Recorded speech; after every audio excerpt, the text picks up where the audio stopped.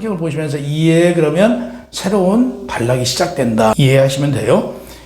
예수님께서 제자들과 무리에게 말씀하시기를 무리는 서기관과 바리새인들을 뜻해요. 그러니까 예수님 제자들은 그 제자들을 말하고 무리들은 그러니까 제자들보다는 못해요. 근데 예수 그리스도를 따르는 자들이에요. 그래서 이들은 온전히 예수님의 제자는 아니기 때문에 예수님의 제자가 될 수도 있고 이들이 예수님을 죽이는 사람들이 될 수도 있어요. 그래서 그들에게 말씀하시는 교훈이에요. 스스로 경건하다, 의롭다고 자부하는 백성의 지도자로 군림하고 있는 유대 종교 지도자들의 외식 그리고 위선에 관한 내용이에요.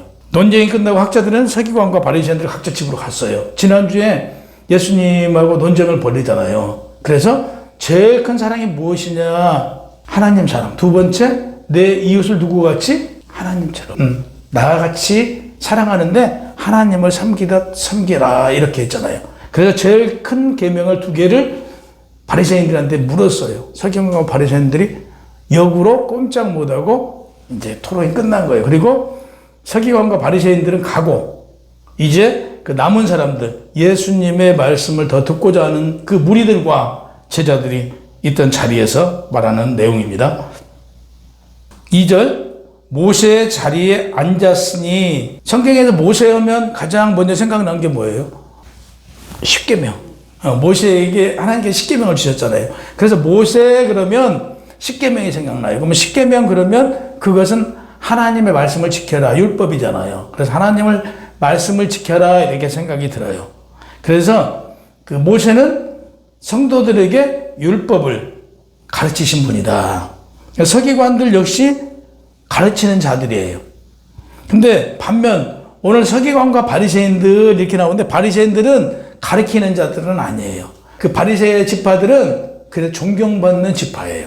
유대인들한테. 그렇게 이해하시면 돼요. 그래서 바리새인들은 특정한 교파에 속한 사람들로 대부분 유대인들에게 존경받고 있었다. 존경받는다는 것은 영향력을 행사하고 있다고 볼 수 있죠. 그래서 예수님도 유대 종교 지도자들로 바리새인들을 간주한 거예요. 그래서 오늘 그 바리새인들에게 향해서 말씀을 선포하잖아요. 그들에게. 그러면 그 바리새인들이 어쨌든 간에 유대 종교 지도자들로 생각한 거예요. 그래서 이들에게 얘기하면 다 유대인들에게 전파될 걸로 보고 지금 말씀하시는 거예요. 여기서 자리로 번역된 의자는 모세에 속한 자리. 모세가 앉아있는 자리는 다시 해서 가르치는 자리잖아요. 존경받는 자리, 가르쳐주는 자리. 그래서 권위를 계승하여 일반 대중에게 모세의 율법을 해석하여 가르치며 모세처럼 입법자와 재판자 자격으로 백성들 앞에 나서는 지도자의 자리를 오늘 말해요. 모세의 자리에 앉았다. 이 뜻은요. 3절에 보면 저희가 말하는 바를 행하고 지키되 그래요. 저희가 말하는 바를 행하고 지키되 행동의 규모, 명령으로 기회가 생길 때마다 즉시 행하라는 그런 의미예요. 이 테레오라는 이 단어는 지키다, 준수하다는 의미로 명령형이에요. 즉각적으로 행하고 지켜라 이런 뜻이에요. 예수님께서 본문에 명령을 받아 율법을 폐한 게 아니에요. 예수님께서는 율법을 완성하러 오신 분이에요. 그래서 우리가 은혜 시대에 가지고 마치 하나님의 법을 지키지 않아도 다 구원받는다라고 생각하면 안 돼요. 예수님께서 이 땅에 오신 목적이 폐하러 오신 게 아니고 완성하기 위해서 왔어요. 그래서 오늘 예수님께서도 말씀하세요. 그 바리새인들, 서기관들이 하나님의 말씀을 가리킨 거에 대해서는 인정하고 존중해요. 그러나 그들이 가르치고 존경받는 것까지는 좋은데 그들은 행하지 않아요. 가르치기만 하고 행하지 않아요. 여기에 대해서 지적한 거예요. 저들이 하는 행위는 본받지 말라고 그래요. 예수님께서 유대 종교 지도자를 가리키는 율법에 대해서는 인정하지만 이 고르반 그런 무슨 얘기냐면요. 그 부모들을 공경하고 부모들을 섬겨야 하는데 그 부모들을 섬기는 것을 하나님께 드리면 된대요. 그리고 그 핑계를 삼아서 부모를 공경하지 않고 부모를 모시지 않는 거예요. 여기에 대해서 예수님께서 지적하신 거예요. 하나님의 계명에는 내 부모를 공경하라고 분명히 적어져 있는데 이들은 하나님을 섬기면 부모를 공경하지 않아도 된대요. 부모님께 드릴 것을 하나님께 드리면 부모님을 안 드려도 된대요. 분명히 말씀하고 계세요. 그들은 율법과 달리 자의적으로 그들이 스스로 자기들 편하게 만들어서 법을 해석한 거예요. 그래서 심지어는 채소와 같은 소소한 것들조차도 11조를 드려야 된다고 했어요. 그래서 그들이 지켜야 될 것, 여러 개의 짐을 어깨에다가 매게 한 거예요. 그걸 지킬 수가 없어요. 지난주에도 말씀드렸죠. 어느 정도? 심지어는 땔감조차도 가져오면 11조를 드려야 돼. 이걸 지킬 수가 없는 거죠. 그래서 너무 힘들다. 너무 힘들다. 결코 백성들이 따라서 할 수 없는 법을 니네 장로들이 만드는 거예요. 여기서 굉장히 그들이 만들어 놓은 법이 613개라고 말씀드렸어요. 거기서 246개가 가장 중요하다라고 말씀드렸죠. 그래서 1년에 365개를 합히면 그게 631개다. 그들은 율법의 근본 정신을 가르치면서 율법의 근본 인과 의와 신에 대해서는 일체 가르치지 않았어요. 그냥 여러 집만 주고 이렇게 해라. 이게 결국에는 11조를 만들어 놓은 이유는 유대 지도자들이 오늘날로 말하면 교회만 풍성하게 만들려고 한 거예요. 지네들은 그걸 가지고 먹고 사는 거잖아요. 지네들이 이걸 가지고 먹고 살려고 백성들만 힘들게 만든 거예요. 지네는 손가락도 까다가지 않는다라고 나와요. 4절 무거운 짐을 어깨에 지우되 원문에는 뭐라고 써져 있냐면요. 감당하기 어려운 여러 개의 짐을 어깨에 지게 했다라고 기록되어 있어요. 하나님께서 모세를 통해서 율법을 주었어요. 근데 모세에게 준 율법과는 다른 그런 법을 자기들이 만든 거예요. 장로들이. 자기들이 만들어놓고 그걸 하라라고 시켜요.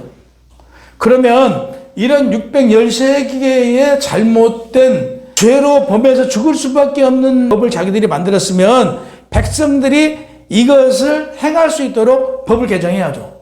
잘못된 법이 있으면 그 법을 개정해서 짐을 덜어줘야 되잖아요. 그 짐은 덜어주지 않고 자기들은 거기서 정지하고 있는 거예요. 왜 안 하느냐? 그럼 자기들은 손가락도 까다가지 않아요. 정지하는 저들을 지금 예수님께서 지적한 거예요. 5절 경문. 유대 종교자들은 자기 외적인 경건을 과시하기 위해서요. 이 경문이 뭐냐면 이 손에다가 이마에다가 하나님의 말씀을 써요. 그래가지고 이마에다가 두르고 다니고요. 손에다가 왼손에다가 이렇게 둘러놓고 시시때때로 봐요. 말씀을 봐요. 이걸 처음에는 좋은 뜻으로 시작했는데 나중에는 어떤 뜻으로 온다? 과시형으로 나와요. 그래서 이 경문을 여기다 달고 다니면서 크게 써가지고 나는 하나님의 말씀을 이렇게 잘 보고 실천하고 다닌다라고 이 손에다 크게 써서 느리고 다닌 거예요. 이마에다 쓴 것도 길게 느려가지고 보이게 사람들이 네가 하지 마라. 이 외식하는 자들아. 이렇게 말씀. 그들 스스로 높이려고 하는 거예요. 이런 행위가. 내가 나를 높이려고 그들은 존경받고 싶어서 끊임없는 명예욕을 가지고 이런 행위를 하는 거예요. 차고 다니는 경문. 그 내용이 뭔가 했더니 출애굽기 13장 1절에서 19절 말씀, 또 11절에서 16절 말씀, 신명기 6장 4절에서 9절 말씀, 11장 13절에서 21절 말씀, 율법을 기록한 경문은 이 내용이에요. 이 내용을 손에 차고 다니고 머리에 띠를 두르고 다니고 그랬다는 얘기. 6절 보세요. 상석은 잔치상이 있어요. 잔치상 오른쪽 끝자락 그러니까 이렇게 상이 쭉 펼쳐져 있을 거 아니겠어요. 펼쳐져 있으면 제일 오른쪽 끝자리에 앞자리에 앉는 게 상석이에요. 이 상석을 서로 앉으려고 이 초대받은 자들이 이 상석에 서로 앉으려고 발버둥을 해요. 싸움까지 해요. 예수님께서 이걸 지적하신 거예요. 그 자리에 앉지 마라. 너희 그 자리에 앉았다가 너보다 더 높은 지위에 가진 사람이 오면 그 초대한 사람이 저 밑으로 내려가서 앉으셔야죠. 자리를 뺐으면 창피해서 내 자리에도 가지 못하고 저 끝자리로 가게 된다 이거예요. 그래서 절대 상석에 앉지 말라. 어디 앉으라고요? 제일 끝에 앉아 있으라고요. 그러면 초대한 사람이 가시죠 해서 그 자리로 안내한다 이거예요. 그래야지 내가 상석에 떡 앉았다가 쫓겨나면 창피하잖아요. 이거 하지 말래요. 그래서 누가복음 14장 8절에 11절에 보면 청함을 받으면 끝자락에 앉으라. 그러면 너를 청한 자가 와서 너더러 버시어 올라앉으라. 하지만 상석에 있다가 쫓겨나는 그런 일은 당하지 말래요. 네. 근데 오늘 본문에 보면 상석과 상좌가 나와요. 상좌는 어디냐면요. 원래 상석과 상좌는 비슷한 말이에요. 근데 상좌는 우리가 예를 들어서 교회로 말한다고 하면 우리 이 앞자리예요. 제일 잘 보이는 자리. 누가 봐도 어른 자리다라고 생각할 수 있는 자리에 탁 앉아 있는 거예요. 이거 하지 말래요. 이때 당시에 그 유대 교회는 보면요.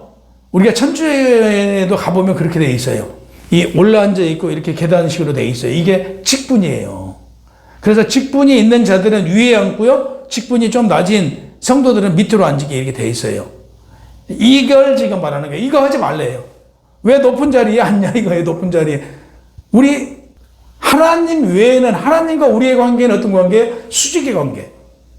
근데 나와 우리 김 집사님의 관계는 어떤 관계예요? 수평의 관계예요. 수평의 관계. 다 똑같은 관계란 말이에요. 다 같은 관계인데 누구는 상석에 앉고 누구는 저 밑에 가서 앉아. 이때 당시에 초대교회에는 헌금을 못 낸 사람들은 어떻게 앉았냐면요. 바닥에 앉았어요. 돈이 없는 사람들은. 그리고 돈 많은 사람들은 오늘날로 말하면 이제 100원짜리는 잘 안 쓰니까 500원짜리 동전을 바꿔다가 메고 와고 짜르르 헌금을 하는 시간을요. 이 하인들 시켜갖고 헌금을 했던 거예요. 동전으로. 아니 100만 원짜리 수표 하나 내면 되는 걸 500원짜리로 바꿔갖고 헌금통에다가 붓고 있어요. 하인을 시켜갖고. 이런 짓을 했어요. 당시에. 그래서 이런 거 하지 말아라. 너희는 다 똑같다. 우리하고 다른 사람은 오직 하나님 외에는 없어요. 하나님만 유일하게 선생이나 칭함을 받을 수 있는 분이고 하나님만 우리로부터 존경받을 수 있는 선생이라 할 수 있어요. 하나님만이. 우리는 다 똑같아요. 우리 교회 안에서 저와 우리 김지사님, 우리 정성도님 다 똑같아. 무슨 얘기냐? 다 역할만 다를 뿐이에요. 다 역할만 다를 뿐인데 다 똑같아요.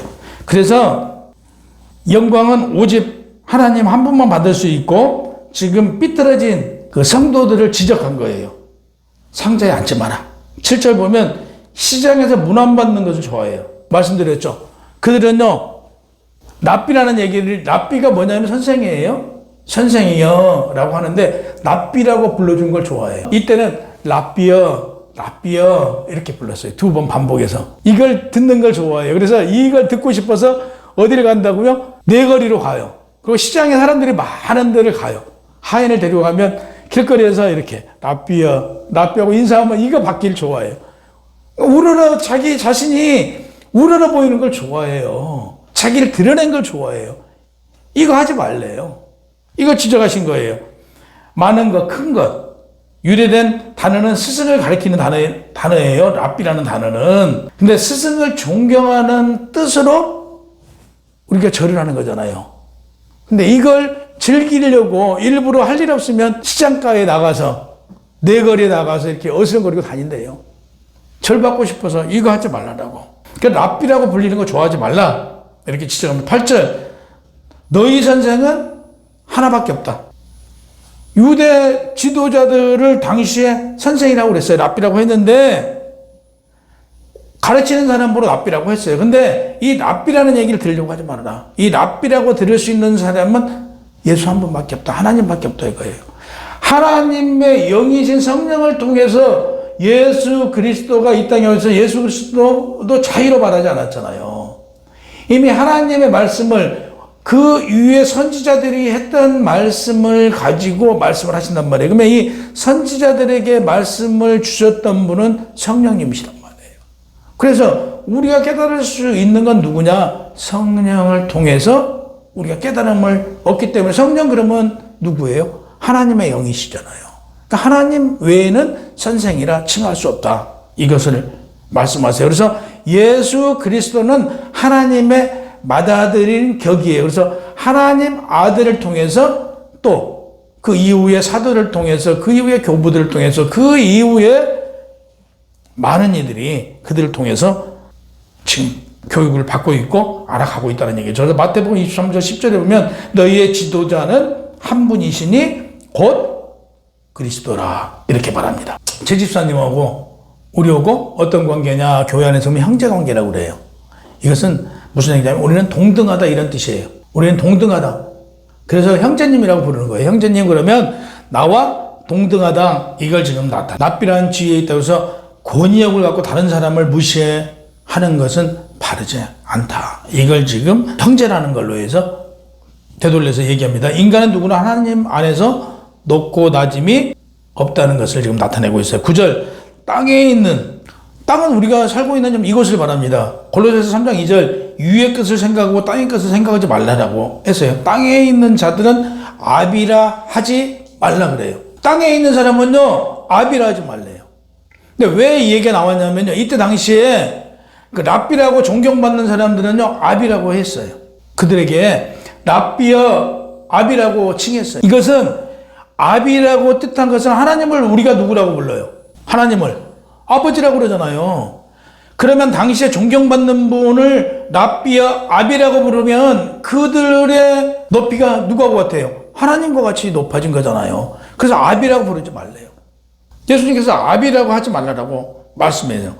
아비의 뜻은 혈통적으로 아버지를 가리키는 칭호는 아니라 어떤 분야에서 최고의 권위를 가진 자를 일컬는 표현으로 당시에 아비라는 뜻이 쓰였어요. 그러니까 아비라는 뜻이 나를 낳아준 아비가 아니고 이때 아비라는 뜻은 어떤 분야의 최고의 권위자, 이런 사람들을 아비라고 칭했어요. 그래서 이런 부분들이 오늘날 어디에서 교황은 아비라라고 칭합니다. 천주교를 두고 이단성에 대해서 나오는 게 이런 거예요.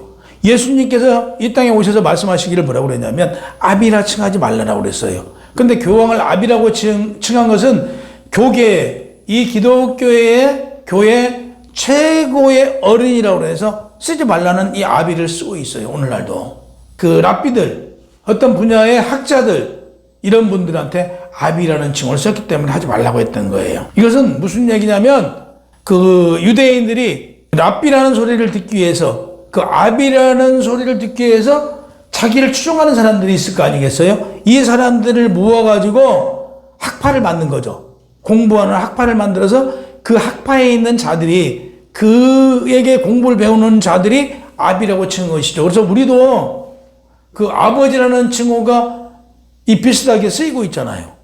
예전에는 그 양자들이 굉장히 많이 있어요. 지금도 양자들의 이런 제도가 있어요. 자식이 없어서 양자가 아니고 어떤 분야에 고리를 맺기 위해서 누가 그 어떤 그 교수님이 저의 양아버지입니다 이렇게들 하더라고요. 또 누가 저의 양아버지입니다, 양아들입니다 이렇게들 하더라고요. 이게 이런 여기서 나온 거예요. 우리나라도 그 아비라는 최고의 권위자에게 아버지라는 칭호, 그 아비라는 칭호를 쓴 것과 비슷한 우리 문화에서도 어떤 권위자들한테 양아버지라고 해서 이렇게 불렸던 게 있었던 거죠. 그래서 이런 데서 유래되었다. 그래서 예수님께서 말씀하세요.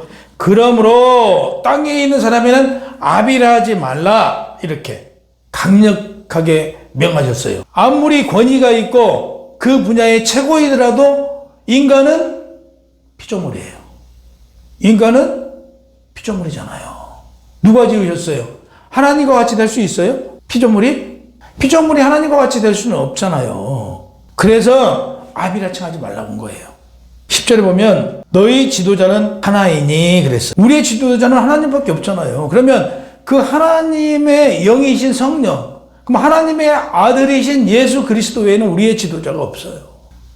10절에 그렇게 나왔잖아요. 너희 지도자는 누구라고요? 하나이니 곧 그리스도라.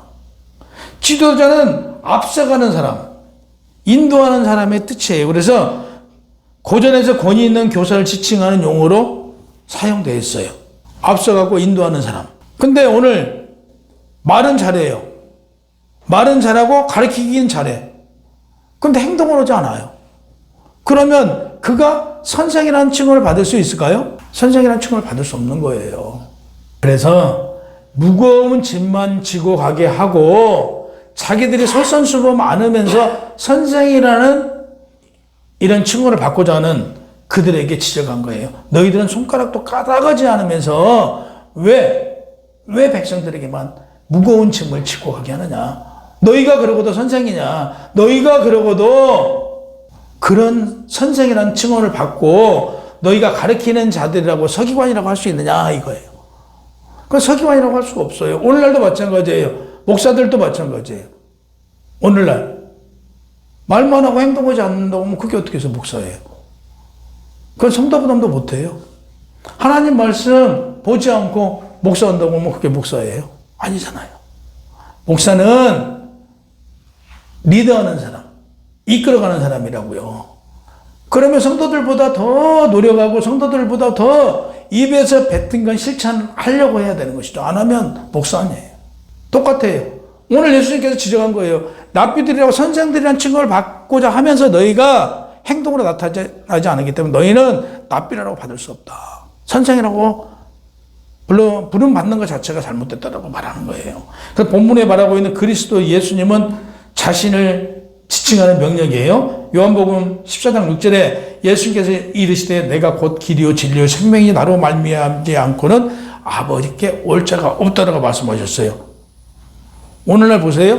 교회 안에서도 이 선생이라는 이름을 내가 장로다 하고 내가 목사다 하고 어깨에 힘주고요. 그런 사람들 많아요. 이거 지적인 거예요. 오늘날 교회에다가 얘기하는 거예요. 너희 장로들, 너희 목사들, 너희 직분자들 폼 잡지 말래요. 폼 잡지 말고 너희가 행동으로 행함으로 본을 보여라. 그래야 너희가 장로, 너희가 권사, 집사, 직분자들로 인정받을 수 있다 이거죠. 그래서 많은 사람이 교회 안에서도 명예욕, 공정심에 사로잡혀서 자기가 누구의 위치? 그리스도의 위치에 올라가서 행세하고 있어요. 오늘날 실질적으로 그렇잖아요. 교계에 보면요, 알게 모르게 그리스도의 위치에 올라간 자들이 있어요. 뭐 그냥 이단들 보면요, 다 자기가 그리스도의 자리에 올라가 있어요. 자기가 그리스도야. 이거 안 된다 이거죠. 이거 하지 말라고. 이것은 왜 해서는 안 되냐면요, 하나님의 영광, 그리스도가 받아야 될 영광을 가로채는 거예요. 그리스도가 받아야 될 영광을 사람이 가로채고 있어요. 피조물이. 이건 안 된다 이거죠. 이거에 대해서 오늘 지적해요. 왜 하나님이 받아야 될 영광, 그리스도가 받아야 될 영광을 가로채느냐. 이 행위는 타락한 인간의 본성에서 흘러나온 것이다 이거예요. 이게 죄성이다 이죠. 죄성이 있기 때문에 가로채는 것이죠. 예수님이 받아야 될, 하나님이 받아야 될 영광을 헛된 영광을 통해서 가로채고 있다. 그래서 진정으로 하나님을 따르는 자라고면 자신을 스스로 낮추고 더 낮춰라 이거예요. 낮추래요. 11절 너희 중에 큰 자는 너희를 섬기는 자가 되어야 하리라 그랬어요. 너희 중에 큰 자가 너희를 섬기는 자래요. 예수 그리스도가 우리를 어떻게 섬겼어요? 예수 그리스도가 우리 죄를 대신 지고 십자가에 죽잖아요. 이걸 말해요. 너희 중에 큰 자가 너희를 섬기는 자가 되리라라고 그랬어요. 예수 그리스도가 그렇게 행하셨잖아요. 그래서 우리도 큰 자는 어떤 자예요? 우리가 큰 자가 되고 싶으면 섬기는 자가 큰 자예요. 섬기지 않는 자는 큰 자가 아니에요. 내가 나다고 군림하는 자는 작은 자예요. 내가 나다라고 어깨에 힘주는 자는요, 자기 혼자 큰 자처럼 행하지만 작은 자예요. 우리는 섬기는 자가 큰 자예요. 낮아지려고 하는 자가 큰 자예요. 마태복음 20장 28절에 인자가 온 것은 섬김을 받으려 함이 아니라 도리어 섬기려 하고 자기 목숨을 많은 사람의 대속물로 주려 함이라고 그랬어요. 그러니까 세상에서는 자기를 높여요. 나를 홍보하고 세상에서는 나를 높여요. 일부러. 근데 교회 안에서는 그리스도의 방법은 반대예요. 나를 낮추면 내가 높아지고, 내가 높아지려고 하면 낮아져요. 왜? 사람을 만드신 하나님께서 나를 낮추는 것도 누가 하셔요? 나를 하루아침에 무너뜨리는 것도 하나님이 하시는 거고요. 교만한 자는 결코 안 써요. 이게 내가 높아지려고 하는 자는 교만한 자란 말이에요. 여기서 그걸 말씀하시고 있어요. 그리스도이신 예수님은 큰 자, 작은 자를 섬기는 것이 하나님의 섭리라고 말씀하시고 계시고요. 예수님께서 큰 자로서 작은 자에게 본을 보이시며 제자들과 무리들에게 예수님과 같이 섬김의 삶을 살라라고 오늘 교훈하고 있는 거예요. 12절, 누구든지 자기를 높이는 자는 낮아지고 누구든지 자기를 낮추는 자는 높아지리라. 이게 섭리예요. 하나님의 섭리. 오늘 본절에서 예수님께서 하나님의 진리를 말씀하시며 높아지고 낮아지는 일반적인 원리를 말씀하고 있어요. 솔로몬은 잠언서 3장 34절 거만한 자를 비우시며 겸손한 자에게 은혜를 베푸신다고 했어요. 거만한 자를 하나님께서는 비우는데요. 비우세요. 거만한 자는 비우세요. 그리고 이 겸손한 자에게는 은혜를 주신대요. 은혜가 복이잖아요. 하나님의 복이 은혜예요. 우리가 하나님의 은혜를 받는 건 복을 받는 것이라고 말씀드렸잖아요. 하나님의 입장에서 성도들의 자세에 따라 은혜에 대해서 지금 말씀하고 계시는 거예요. 우리 자세가 예수 그리스도와 같은 삶을 살려고 하는 자세를 가진 자, 예수 그리스도가 우리를 위하여 목숨을 대속물로 주신 섬기는 자는 높아질 것이고, 내가 나다 세상에서 내 스스로 나를 홍보하고 나를 높이려고 하는 자는 낮아질 것이다. 누가? 이 높이고 낮은 것 또한 하나님의 일이시니까. 그래서 사람의 마음은 교만의 선봉이요 겸손은 존귀의 앞잡이이고 교만은 낮아지고 겸손하면 영예로워진다라고 말씀하셨어요. 그래서 오늘 말씀처럼 하나님의 세계에 존재하는 높아짐과 낮아짐의 법칙과 달리 세상은 스스로 높아지려고 하지만요, 교회 안에서는 스스로 낮아지고 섬기려 하면 높여주신대요. 이게 진리예요. 그래서 타인을 경시하고 타인을 무시하고 이래서는 아니래요. 우리는 늘 모든 사람은 수평의 관계예요. 다 높이려고 하고 섬기려고 하면 하나님께서 다 하시고 그에 따른 높임을 주신다는 이 법을 오늘 예수께서 말씀하신 내용이에요. 그래서 우리는 높여드리는 자, 자꾸 나를 낮추고 섬기는 자의 삶을 또 이 한 주도 살아가 보시자고요. 그래서 우리를 만난 모든 사람에게 이 한 주는 높여주는 그 일을 해야 돼요. 그래서 예수 그리스도의 삶을 살아보시자고요. 그래서 주님의 약속하신 말씀대로 사는 한 주가 되시기를 주님의 이름으로 축원합니다.